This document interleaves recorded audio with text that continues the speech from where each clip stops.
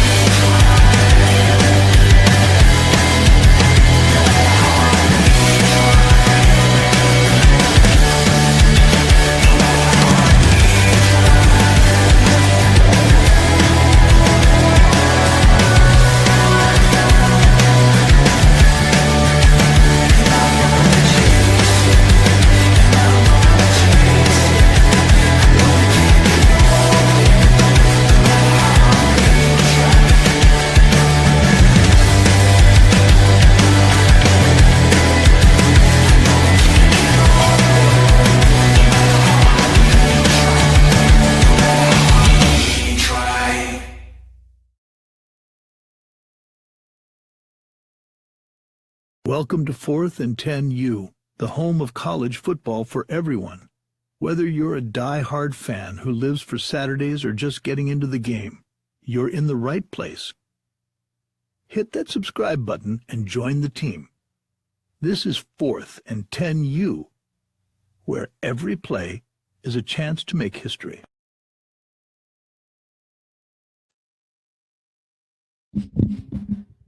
Good afternoon, ladies and gentlemen. Welcome to a brand new episode of 4th and 10U. It already started with a banger. Mike on the mic. What is up? He's being shirtless for Bill. If we get donations to my Cash App, Mike will take more than his shirt off. Just kidding. Just kidding. You only get to see the upper body. Upper body only. All right, ladies. Keep it down, ladies. Keep your dollar bills to yourself. This is going to be a good show. We're going to be talking about Bill Belichick, right? To bill or not to bill? That is the question that surfaces around the University of North Carolina. We will definitely talk about it. Anyways, let's get this party started. Before we start, as we do every episode, make sure you hit the like button, turn on, subscribe, turn on the notification bell, right? Tell your kids, tell your friends, tell your wives, tell everybody about 4th and 10U. Make sure you tell them to subscribe. We're trying to build a community. As you heard in the last episode, when we get to 100 subscribers, there will be a special giveaway, right? There will be several giveaways as we grow the channel. That's what we're going to start it off with. I cannot wait to start. How's it going, Mike? Where's my manners? How you doing, man? Dude, I'm doing great, Ali. I appreciate you, man. It's gonna be another fun show. I've been waiting to talk about this dude for a minit, so I'm stoked about this one. It's comical to me, bro. If you guys should see my DMs and my chat, on my phone, Mike's like, "Can we talk about Bill? Can we talk about Bill? I want to talk about Bill. Don't forget we're talking about Bill. We can do that too, but let's talk about Bill." Right? He has Bill on the mind, right? Not the dollar bills, but Bill, the GOAT Belichick. That's who he has on the mind. We'll be talking about it. That also being said, and I got to do this every episode. I know usually on my second episode, I'm pre-recording. I usually forget to do it. Does the cleat fit? And last week we talked about the JED Foundation. I'm going to double down because it's still the month of May, and this is Mental Health Awareness Week. Just so you know, the JED Foundation is a nonprofit organization that protects emotional health and prevents suicide for our nation's teens and young adults, giving them the skills and support they need to thrive today and for tomorrow. So just so you're aware, JED empowers teens and young adults by building resiliency, life skills, promoting social connections, encouraging help-seeking and help-giving behaviors throughout our nation, and recognize programs digitally and partnerships as well through the media. JED strengthens schools by working directly with high schools, colleges, and universities, representing millions of students. To give you a little bit more background, more than I did the last time, about their story, in 1998, JED, let me pull them up here real quick. Essentially, how it went is the parents of JED had lost their son to suicide. Although suicide was and continues to be, the leading cause of death among young adults, schools had no uniform model of preventing suicide on campus.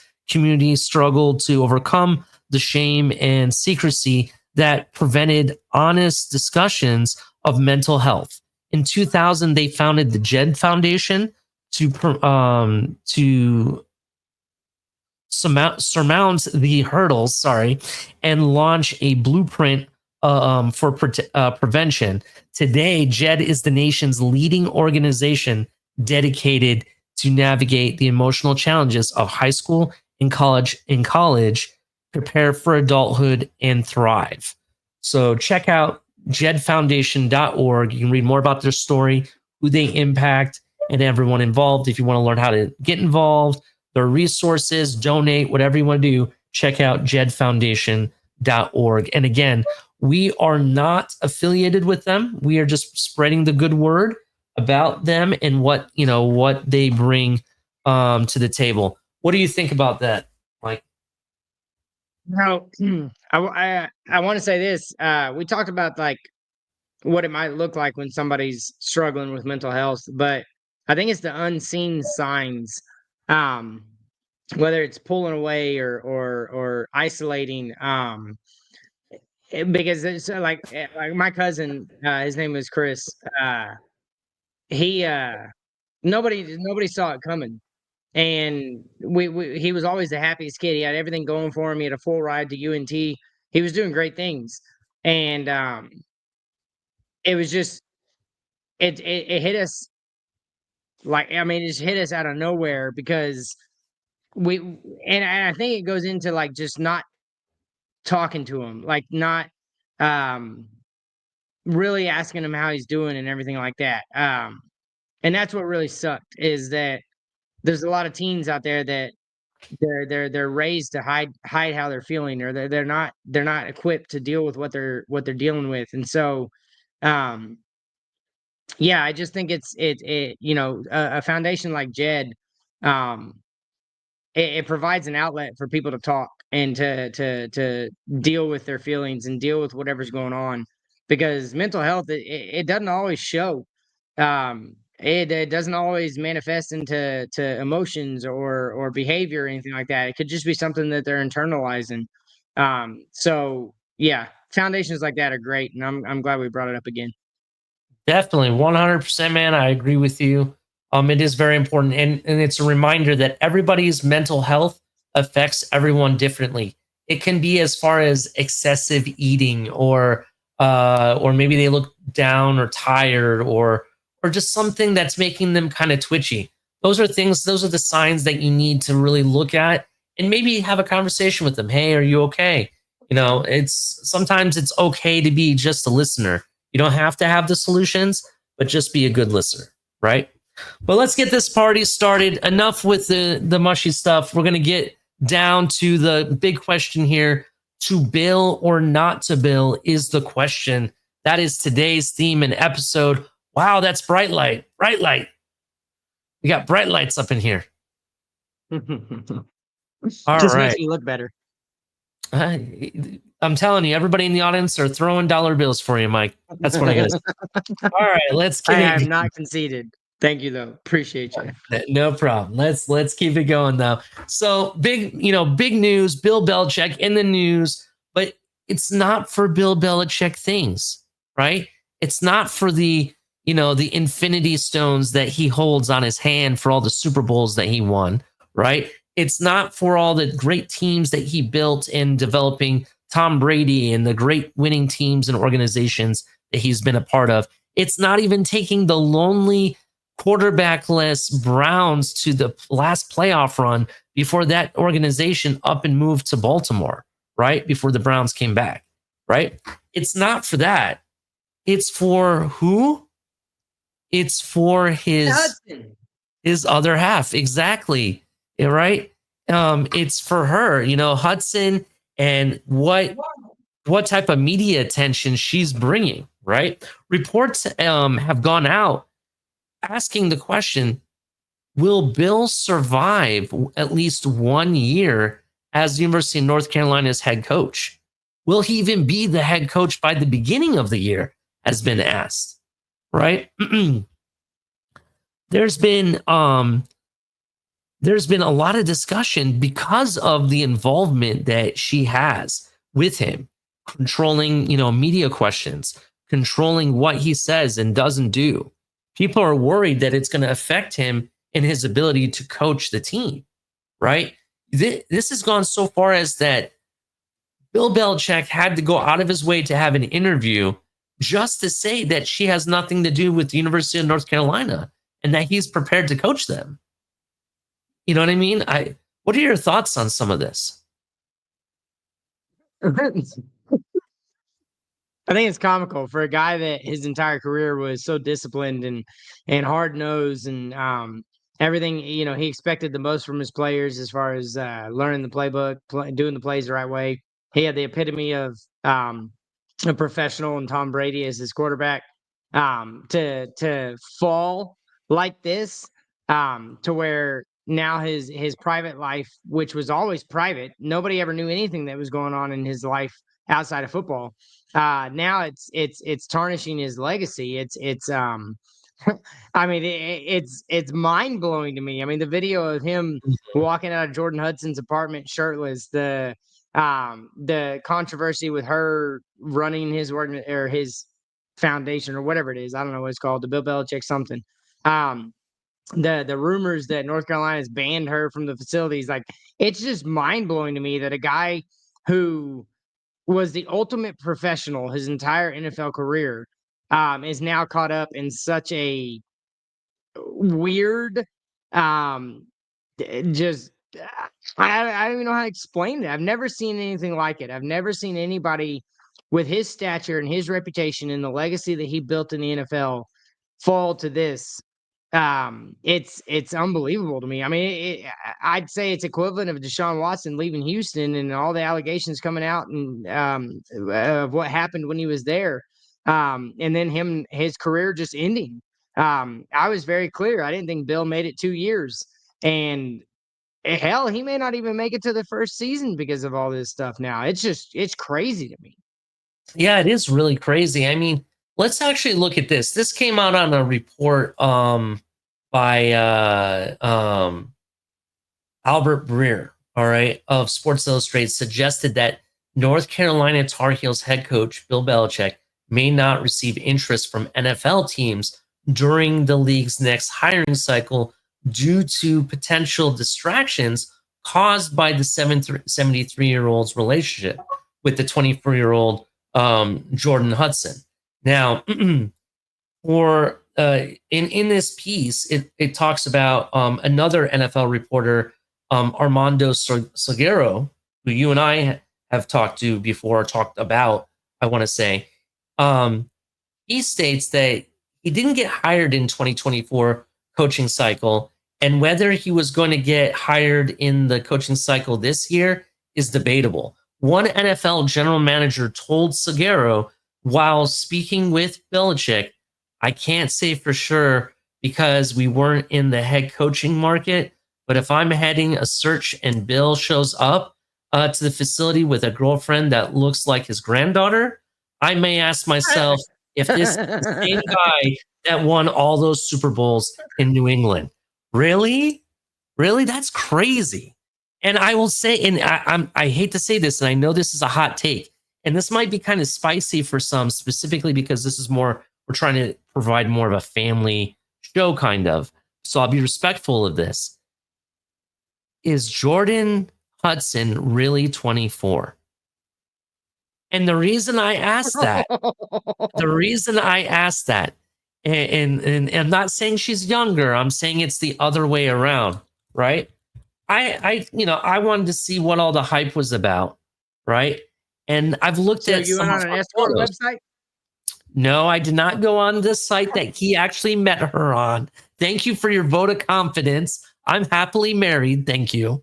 But if you actually look at her photos, there's some photos where she looks well older, or well older than 24 years old, right? Just go look at some of her photos. I'm so sad this is a family-friendly show because I have so much to say to that, but I'm gonna be nice. Yeah, we have to be kind of nice. I mean, I get it. Maybe we'll put this episode out as a later time because we want to be a late night. We can be kind of risky then at that point. But but for real though, it is. You know what? Screw it. We're gonna do this. This episode, if you're probably watching by this point, it's gonna be a late night. We'll put an age restriction on it or something like that. Dude, if Jordan Hudson looks old to you, it's because of the amount of time she's been purchased. Damn, dude, I wasn't even going that far. Holy crap. I was just going to tell you, do you know where this person comes from, right? Not only did they meet on a website, right, which they don't want to talk about. Her mom is a owner of nothing more than a sex shop, right? It's not like she came from money or fame or anything, right? That's what I'm talking about. It is so like obscure, right? She's well traveled and well used. Yeah, I mean, he'll be here all night, ladies and gentlemen. Make sure you tip your waitress because he'll be here all night. All right. So that being said, I want to say that more power to him. If he's happily in this relationship, he's happy. I don't want to take that away from him. But let's start from the top. Does having arm candy around your arm this way really, really cause the distraction? Let's start there. Yes. Okay. It's because she's inserted herself into areas that she needs to stay out of. And he's not like resisting it. He's not telling her to stop. He's not trying to prevent it. That's the problem. You can have arm candy all you want if she keeps her mouth shut. Because I'm not trying to say that degrading, but like you have athletes all over the world. You have performers, you have coaches that have beautiful spouses, girlfriends, whatever it may be. But they don't insert themselves into the conversation. They're there for they keep their mouth shut. They might answer some questions, but they don't run an interview. They don't tell the person who's interviewing Bill, oh, we're not talking about that. Like she's Bill, and it's crazy because dude, he didn't put up with nothing when he was an NFL coach. He didn't put up with any of the drama. If you caused drama, you were gone. And now he's allowing this girlfriend to dictate what's being said about him. And the fact that she's at North Carolina practices, like, no, like you got to stop that. So yes, in this situation, the arm candy, as you say, it's a distraction. It's prohibiting him from achieving the success that North Carolina hired him for. Yeah, I completely understand that as well. For me, you look at guys like Travis Kelce, for example, is dating or possibly marrying Taylor Swift, right? Taylor Swift does not really get into the conversation of football for that matter of fact, right? She doesn't try to insert herself. It naturally comes to her. They ask her questions, but usually it's stuff about their relationship and or she's cheering Travis on, and there's no problem with that. But there's you don't see her trying to jump on. To be honest, this seems like someone that is running the whole show, has him on a leash and riding his coattails. This is going to be parental advisory, right? Yes, we're going to do that. Okay, he's pussy whipped. He's 100% pussy whipped. This woman has, and at 73, kudos, Bill. Man, hats off to you. I hope I can get it up at 73. But he's completely he's entrapped. It's entrapment. This girl is trying and maybe I'm wrong. Maybe she's a great girl. I don't know. But my opinion, she's in it till he dies so she can get everything he has. And that's the opinion I have of it, is that she's milking him for whatever money she can get. Milking him for whatever she can get. That definitely could be true. You're absolutely right. Real quick, this is the photo I want to show real quick. I'm sorry, people. It's all right. I want to show this photo real quick. This is why I question her age, right? So from first glance, yeah, you can tell she's much younger than him, not a problem, right? But zoom in, copy the image, find this image, zoom in to the face. She looks 30. And look at her cheekbones primarily and the skin, and then zoom into her knees and look at her legs, right? In my opinion, she's been on them a lot. Oh damn, dude. Oh man, I was just joking about having this as a late night episode, but we really got to put it late night now. Damn. But for real, episode. I question if she's really 24. I personally think she's older. No, this is what I think. I think she's a succubus, older person taking advantage of an older man that thinks that he has the hottest thing in the world, which he may, but I really think she's taking. I don't think she's that hot. Well, I don't think so either, but I'm just saying that compared to probably some of these other coaches' wives, he may have a pretty decent looking wife. You know what I mean? Was he ever? So whatever happened to his first wife? Has he ever been married? That is a good question. And the reason that's a great question is because Bill Belichick previously kept to himself. Remember, he used to be a pretty private guy. We didn't see much of him. Yeah, his private life was private. Literally. Nobody knows about it. I've never heard a single word about Bill Belichick's private life until now. So he was actually married previously. He was married to Debbie Clark Belichick from 1977 to 2006. So that's quite a long time, right? 19 years between, or he's been using that website for a long time. Yeah, so he was previously for a long time. The couple had 3 children together. After that, he was in a long-term relationship with Linda Holiday before they split too, but they never married. So never heard her name. Yeah, I don't think I ever heard her name. Let me see what she looked like. Linda Holiday was a TV host. She wasn't bad looking. Was she 40 Let years me pull younger? her up. Say what? Was she 40 years young? Was she 40 years younger than him? No, she was much closer in age, to be honest. Makes sense. But she wasn't bad looking. Let me find a good photo that I could use. This might be a good one. I know it sounds like I'm hating on Bill. It's because I'm hating on Bill. I can't believe somebody with his legacy is tarnishing it the way he is.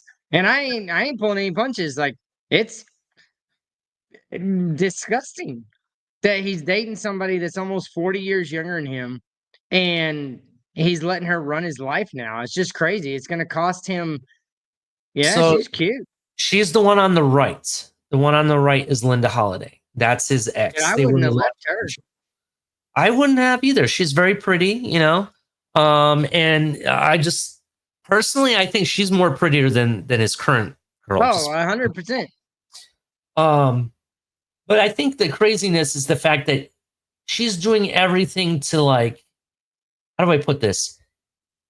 In my opinion, she's doing everything opposite of what Bill has ever done.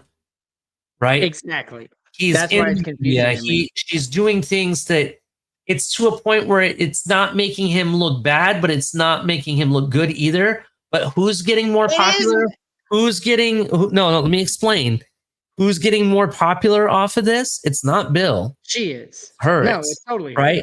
Yeah. So what this is leading to, there's going to be a 30-30 about my relationship with Bill Belichick. There's going to be a book, Me and Bill. There's going to be a video, Bill's best, whatever you want to call it. In fact, that foundation or a group or organization that you were talking about, it's Kim already Kardashian known. had a video too. It's called Bill Belichick. It's called Belichick Productions. What is Belichick Productions that she's supposedly the CEO of? Right? That's the question. What is that? That does not sound like something that's kid friendly. To be fair, it doesn't. Kardashian video, Bill Belichick video. I wonder which one gets more views. Yeah, it's so I'm playing with my wiener. Thank God we're on a not kid friendly show right now. Oh my God. Mike will be here all night, ladies and gentlemen. Make sure you tip your waitress. He'll be here all night.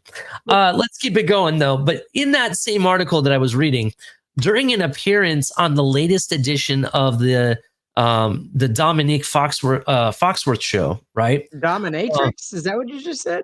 Dominic Foxworth. Or is it Dominique or Dominic? I think it's Dominic. No, Dominique. Yes, Dominique Foxworth show. Former ESPN personality Pablo Torre said he thinks there's a chance Bill Belichick never coaches a game for North Carolina because the university may view his relationship with Hudson as messy, and because the buyout attached to Bill Belichick contract drops $10 million to $1 million after June 1st. Belichick is 15 wins away from breaking Don Shula's NFL record for career victories earned by a head coach, regular season and post season combined. But it sounds like something Shula's mark will stay safe for the foreseeable future. Now, a couple of things with that. Number one, is Bill Belichick going to be a June 1st cut? Is he going to be a post June 1st cut? That's the question. Number one, first time in history. And number two, he will never touch Don Shula's record because personally, Don Shula's record is in the pros, not college.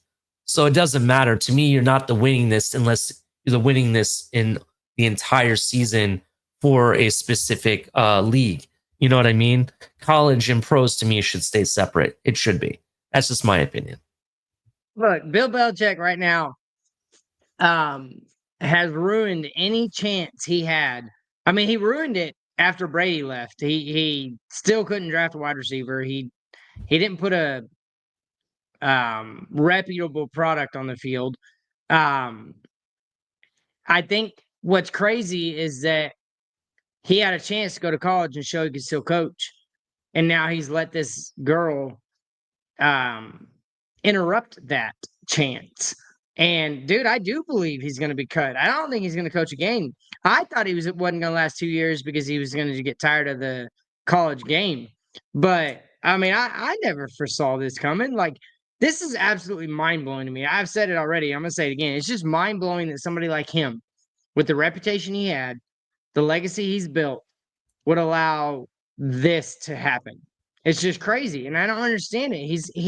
He came out and he had a report or whatever. He made a statement about how Jordan Hudson's doesn't involved with anything. Blah blah blah. There's a report that came out. North Carolina banned her from the facilities. Then North Carolina came out and said that she's not banned.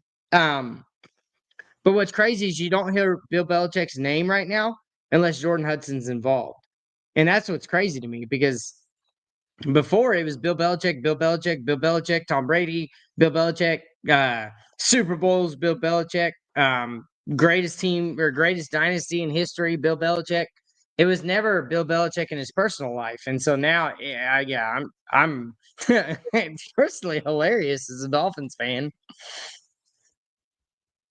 1 second there. Keep it going, Mike. I got to take care of something real quick. Hey, when you're looking to the side like that, you look like the what was his name? The White Walkers on. Oh yeah, yeah. Yeah, you look like a White Walker, dude. Like the White Blue Walker eyes, King. blue eyes, yeah. No, but I'm just blown away by this whole Bill Belichick thing because, like, regardless of how his NFL career ended, he is going to go down as one of the greatest coaches of all time. But and that's regardless of what I think, because I think Tom Brady made him. But to make the jump to college because you couldn't get an NFL job, you get the chance to prove you can coach on all levels, and you let a distraction come into play when you were the king of not letting distractions into the locker room, onto the field, into the building. Like he didn't allow distractions. That's just who he was. So yeah, it's just it's frankly hilarious that this is all going on. Yeah, it's definitely hilarious. I personally think that, having her in the locker room isn't so much a distraction for him. I think it's more distraction for the team.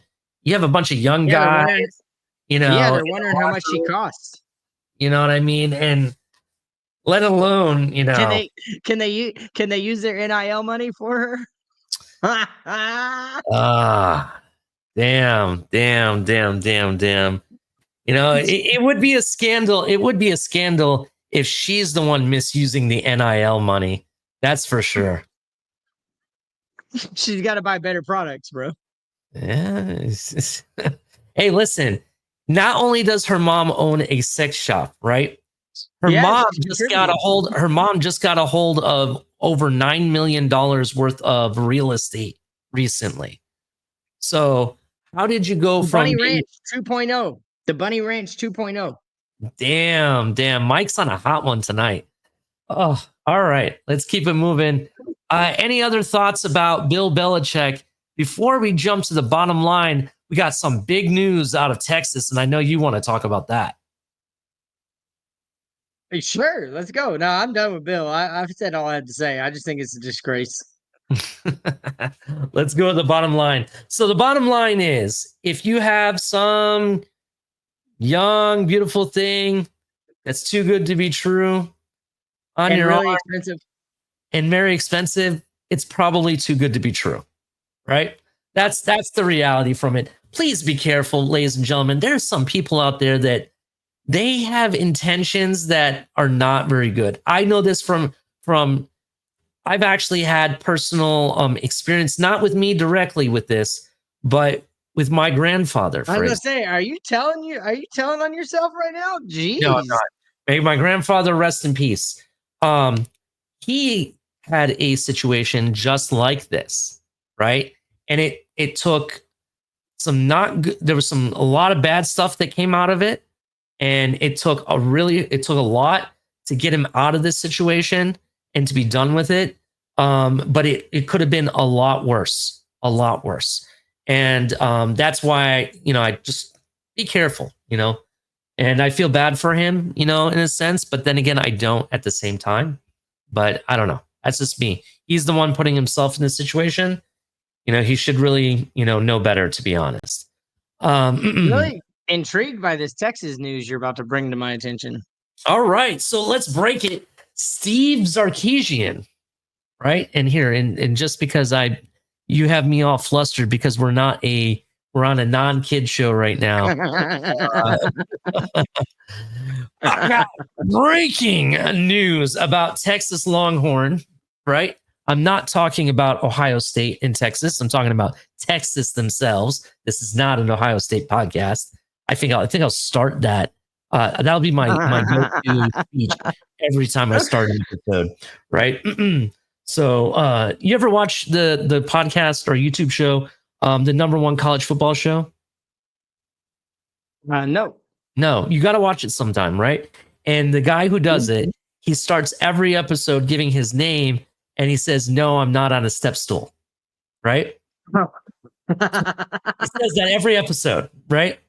Or something to that effect, that he's not on a step stool or something like that. I'm going to be like, "No, this is not an Ohio State podcast." That's what I'm going to do every time now from now on, right?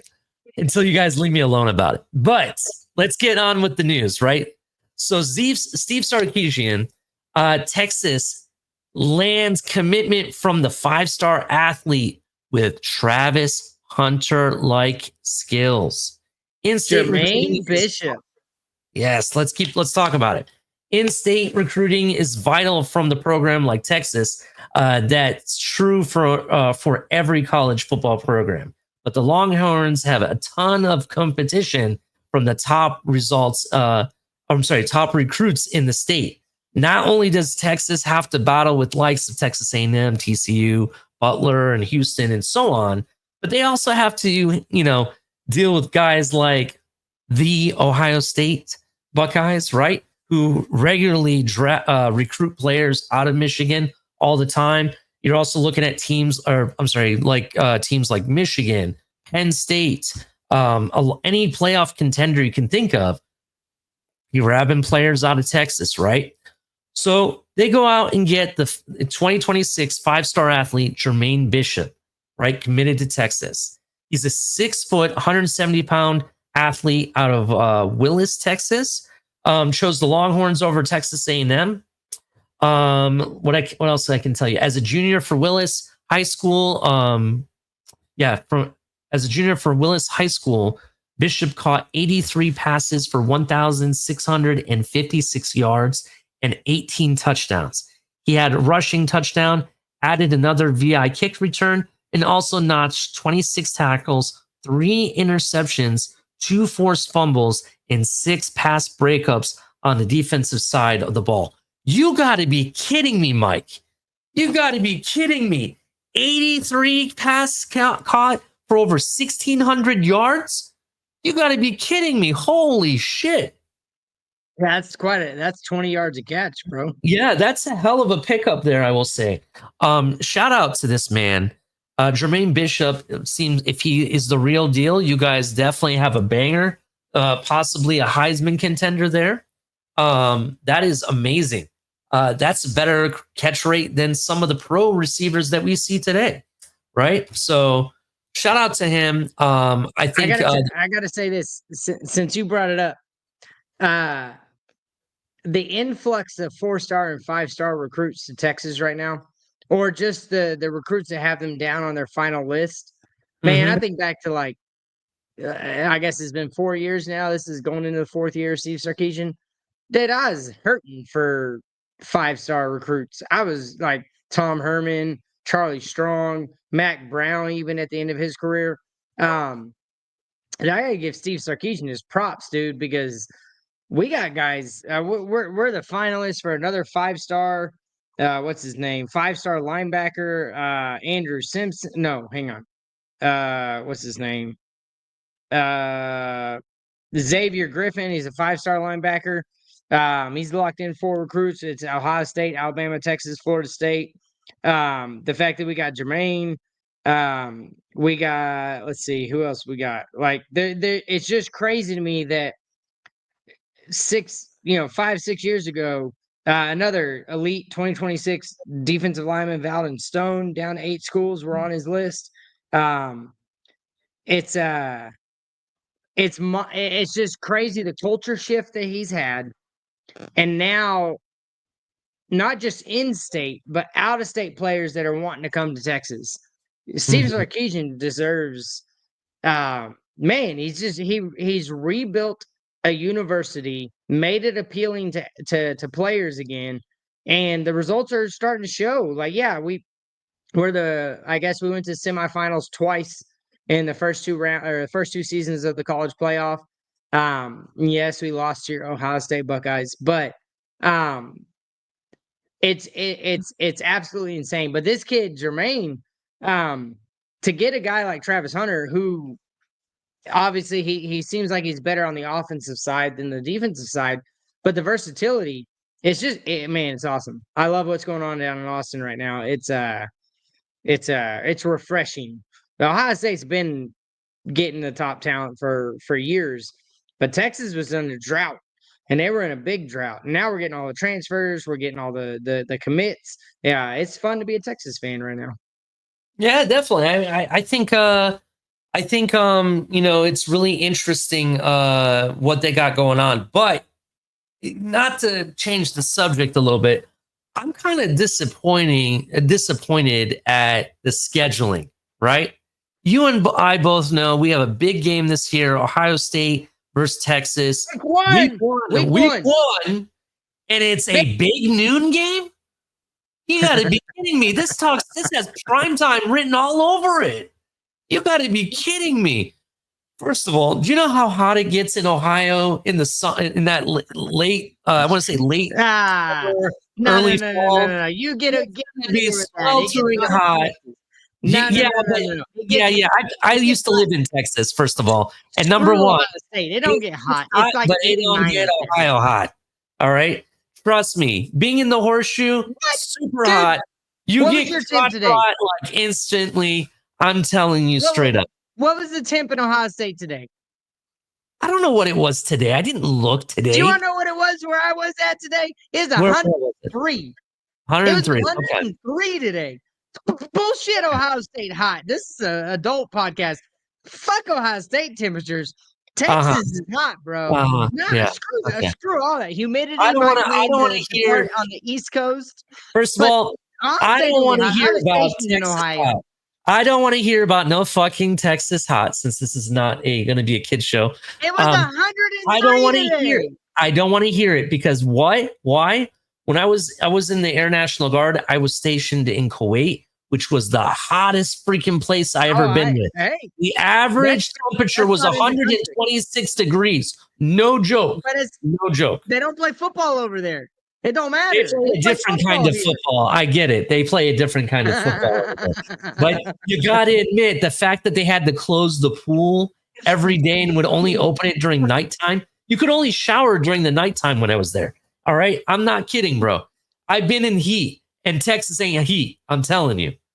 I marched 12 miles other than San Antonio, and it ain't heat. Maybe if I go further south and get to the tip of Texas before I hit Mexico, maybe that's where the heat comes from, but it wasn't hot to me. Bro, it was 103 in May. Today.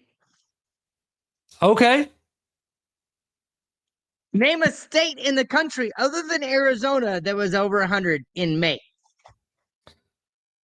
Ooh, that's a good question. I'll have to do some research and look that up for you. That's what I'm saying, dude. Like the humidity in Florida, the humidity on the coast of the West Coast, East Coast. I get the humidity. Humidity sucks. That's why Miami has Miami Dolphins have a advantage. Miami Hurricanes even, but it's 103 in May in Texas. I agree with you, but I want to say that the heat that we get here, because we have like the coastal with the Gulf of Mexico and we have the Atlantic and everything. I want to say the that Gulf of America. Okay, all right. Until that's been changed. It has not been changed yet, but thank you. Look at your map. Okay. All right. I'm not getting involved in it. So we were done, bro. I'm not getting involved in that conversation right now. But in the Gulf, I understand that we have humidity, right? We have that moisture and the humidity and everything. Now, that being said, with that being said, I want to say that the northern states, primarily Ohio, even if you go to like places like Georgia, for example, you get that dry, really super dry heat, which is a different type of heat, right? You just said northern states. Ohio is in the Midwest. Okay, Georgia's in the Midwest. South. I'm talking about further north from here, right? All of them are north from here. So you know exactly what I'm talking about. All right. My point is it's a different type of heat. And the fact is that in my opinion, it gets hot. I lived in Ohio for 2 years. It never got hot. Where in Ohio did you live? Fairborn. Yeah, that's your problem. No one's ever heard of it. Exactly. Nobody's ever heard of Ohio except for Ohio State University. Name it something good that came from Ohio other than you, because I love you.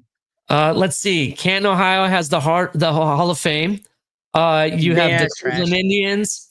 You have the Hall of Fame of rock and roll is there.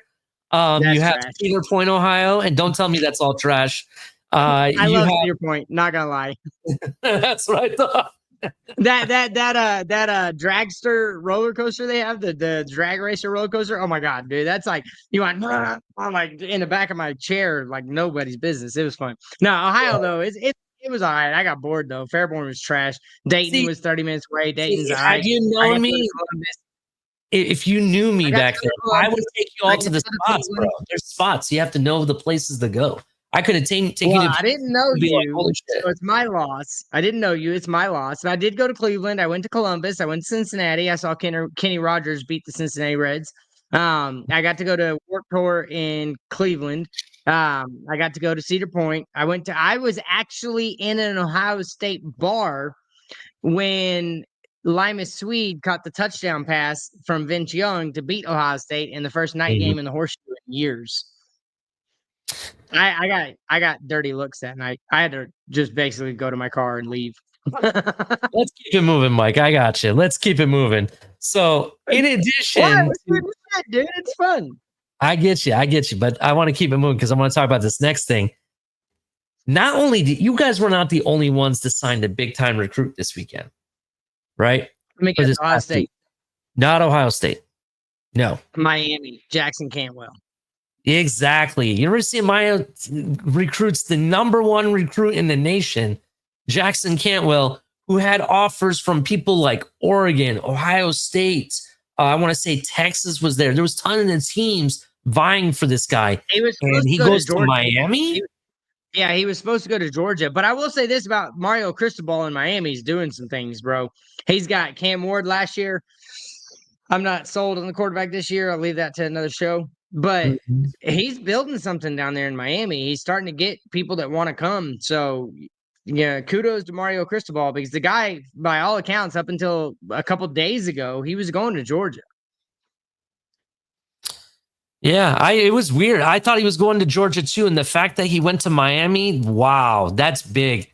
They must have really got an influx of NIL money, in my opinion. That's the only way I can see that happening. I don't even know if it's a good move for the kid because you think about it.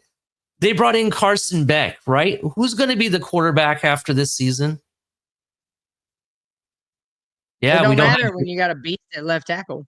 I'm just saying, you know what I mean? You look at University of Georgia, they got people lined up. I don't know who Miami has lined up. That would be something I got to really do a deep dive on. But Mario Cristobal was not just in the news for that. There's been some, stuff going back and forth with Mel Kiper and Mario Cristobal. Have you read about that at all? No, enlighten me. So Mel Kiper responded via social media on Wednesday to claims from Mario Cristobal that seemed to have questioned Kiper's credibility. That's really good. Yeah. Good. So Kiper became a big storyline during the NFL draft last month for how much he was backing Shedeur Sanders. Kiper had Shedeur rated highly, and he was exasperated every time the former Colorado Buffalo quarterback was passed over in the draft. Cristobal, who is the head coach of Miami, spoke at the ACC spring meeting on Wednesday about Kuiper. The Hurricanes head coach said that he never spoke to Kuiper regarding Cam, who went the number 1 overall to the Tennessee Titans. The implication was that Kuiper was so in the bag for Sanders that he had not done his full homework on Ward, who was Cristobal's quarterback last season. Kuiper didn't like hearing that. So what did Kuiper say? Mario Cristobal's claim he spoke to 1 million people about Cam Ward, yet the one he didn't speak to being me, and Ward ranked higher 6th on my big board than any of the other draft experts. Interesting, isn't it? And oh, by the way, I didn't speak to Dion about Shedeur either. Miles Kuiper's full of shit, needs to be fired. It was kind of crazy how much he was being defiant. That I can't believe this. How dare they not draft him? It was ridiculous. It was at some point. Here's what pissed me off. This is what pissed me off. Is why I think Mel Kiper should never do it again. Is because every player that was drafted after the first round, he took their spotlight and he took it away and he put it back on Shedeur. And I don't know if he got paid by the Sanders or whatever, but like every quarterback that got drafted, instead of talking, and granted, Mel Kiper's been doing this forever. He talks to every organization out there. He's a media scout. He doesn't actually scout in person, but he talks to a bunch of people. And what pissed me off is that every time a quarterback got drafted, whether it was Jackson Dart, Tyler Shug, not Quinn Ewers, Dylan Gabriel, all of them. And then if a quarterback needy team to him took somebody other than Shedeur, he didn't even talk about the player they drafted. He talked about the fact that they didn't take Shedeur Sanders. And this is like, to me, it ruined ESPN's coverage of the draft because there were 5 or 6 people on the panel, and they would always pan to Mel. And it wasn't anything about the guy that was drafted. It was all about the fact that they should have taken Shedeur Sanders. And I've never in my life seen a more biased broadcaster than I saw with Mel Kiper. And it was because and he even went out to say that the NFL they don't know how to evaluate quarterbacks. We do, blah, blah. This dude said, what was his name? Oh my gosh. There's a guy that didn't even play a full year who said he was going to be the greatest quarterback of all time. And he's claiming the NFL doesn't know how to evaluate quarterbacks. I just like it rubbed me so wrong that if ESPN allows him to continue forward as their draft expert, it's just more to the proof that ESPN's all about pushing their own agenda. But it just pissed me off that the guys that got drafted didn't get talked about. It was all about, well, they should have taken Shedeur Sanders. I can't believe he's still on the board. Blah, blah, blah, blah, blah. It was annoying, man. It was really annoying, bro. I think that it took away from, all the other players, and the happiness that they got drafted, their moment in the spotlight. But it didn't start with Mel Kiper. That was the biggest issue on that day. It actually started with Shedeur Sanders. He went out and had his own photo room or like draft room designed and built for him. No one else had a draft room like that. He did, right? He went all out, had all these people on social media with the cameras and photos and, for the photographers and everybody, and had it lit up like a party or something. I'm sorry, but because of that, it was such a distraction. It was such a distraction away from the moment. And what makes me chuckle a little bit, because we talked about our opinion of Shedeur back in our mock draft, but or our QB breakdown, but by all accounts in practice right now, Dylan Gabriel is outperforming him, and that's what we talked about. Was like Shedeur. I mean, we can go back through what we said before. I won't do that right now, but the kid wasn't drafted. I think it was Multiple reasons. First one being he tried to his dad and him tried to dictate where they went. His interviews sucked. The rumors were he went into his interviews and if y'all had a starting quarterback, he didn't really care about the interview. Supposedly the Giants interview was the worst they've ever had. But third of all, I didn't see enough on tape to make him my starting quarterback. But the reason I think he fell is because nobody wanted the distraction of him being a backup. Because if the starter struggled, all the talk was about, well, Shedeur should start. Shedeur should start. And you'd probably hear Dion, Shedeur, my son should be starting. But on tape, he wasn't impressive to me. A lot of the throws he made that were wow throws, according to the media, he was throwing to where they were seconds away from being intercepted. But a guy like Joe Horn Jr., who by all accounts has blown away everybody at Carolina, Travis Hunter, his receivers were making plays on the ball to save him because he wasn't throwing accurately. Yeah, he had a 73% accuracy rate. So did Vince Young, because he threw everything to the outside. He threw everything deep. He swing passes. He rarely threw it over the middle. NFL caliber throws. So, anyways, I'm on a soapbox. I don't think Sanders is going to have a career in the NFL. Maybe I'm in the minority, but I'm telling you, like, he deserved to fall the way he did because of his antics, the whole draft room, the every hat on in the cabinet. I agree with you. It started with Sanders, but it goes back to Mel Kiper. Like, he don't like to be wrong, and I guess he thought he was wrong or whatever. Like, he had him as the I don't know. I want to say I had him as the number one quarterback on the board, because he was he tried to plead his case as to why Tennessee should have taken him number one. But yeah, dude, I was fed up with Mel Kiper and how he made everything about Shedeur the entire draft, and it was just it was disgusting. Yeah. It was very, very disgusting. But yeah, man, it's that time. Final thoughts on the show. I know that we were wild, crazy. This is a adults show for right this moment. For this episode, we'll bring it back to our family oriented. Yeah, it was good night. Make sure you hit like, subscribe, turn on notification bells. What do you got, Mike? Check us out on Spotify, on Twitter at 4th and 10U. Soon to be on Facebook. I think we're going to start broadcasting on Twitch as well.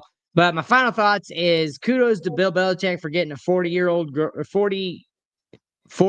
younger girlfriend.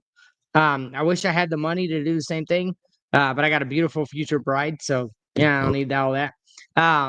Second thing is kudos to Steve Sarkisian for rebuilding Texas into a destination spot for athletes and just really putting Texas back on the map after some really crappy years. And kudos to Mario Cristobal for regardless of what you think, he's in the SEC. Maybe he revitalizes Carson Beck. I don't know. But they're starting to get some players. So kudos to them and hook them. Because on week 1, Texas is going to beat Ohio State by 2 scores. Mark my words. And keep my thoughts to myself, but make sure you hit the like button, turn on the notification bell. We'll see you all to the next one. Y'all have a great night.